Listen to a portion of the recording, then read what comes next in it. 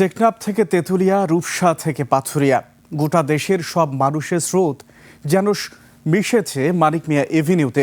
আপসী নেত্রীর শেষ বিদায় সামিল হতে এসেছেন সবাই। লাখ লাখ মানুষের জনসমুদ্রে অভিন্ন কণ্ঠে উঠে আসে বেগম জিয়াকে ঘিরে শ্রদ্ধা, ভালোবাসা। দেখুন মেহেদী হাসানের রিপোর্ট।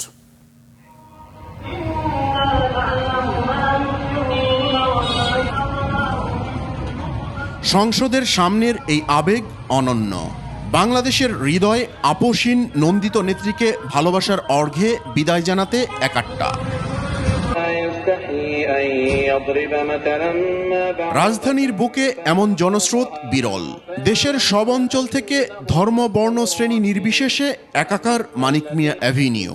শোক বিহবল মানুষের সমুদ্র, তবু বিশালতার মাঝের শূন্যতা। দেশনেত্রী বেগম খালেদা জিয়া, যাকে ঘিরে 4 দশকের রাজনীতির নানা বাঁক, সেই আপসীন দেশনেত্রী নিথর, নিস্তব্ধ। শীতের চেয়েও শীতলতা তার স্মৃতি অবদান ঘিরে। ফুলের প্রতি অনুরাগের কারণেই হয়তো সবচেয়ে কঠিন সময়েও তার সকল রাজনৈতিক বক্তব্যও থাকত সুশোভিত। প্রাণপ্রিয় নেত্রী বেগম খালেদা জিয়া শেষবারের মতো এসেছেন ভক্ত সমর্থকদের মাঝে শেষ বিদায় নিতে। জাতীয় সংসদ ভবনের এত বড় 3টি মাঠের সঙ্গে মানিক মিয়া অ্যাভিনিউ উপচে জনতার ভিড় ছাপিয়ে পড়ে আশেপাশের সবগুলো সড়ক, অলিগলিতে। জানাজায় উপস্থিত হয়েছিলেন প্রধান উপদেষ্টা সহ উপদেষ্টা পরিষদের সদস্যগণ।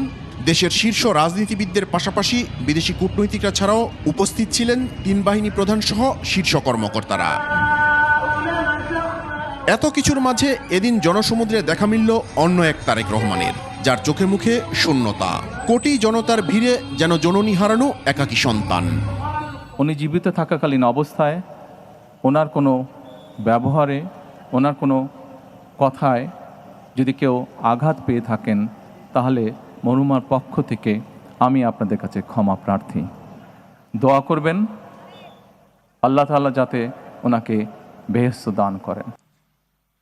আল্লাহু আকবার।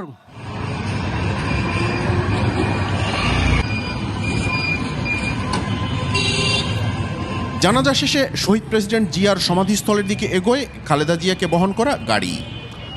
1991 সালে প্রায় 1 দশকের স্বৈরশাসনে বিধ্বস্ত দেশকে পুনরুদ্ধারের দায়িত্ব কাঁধে তুলে নিয়েছিলেন বাংলাদেশের প্রথম নারী প্রধানমন্ত্রী বেগম খালেদা জিয়া। তার আমলে হওয়া সংস্কারের উপর ভিত্তি করেই ঘুরে দাঁড়িয়েছিল বাংলাদেশ।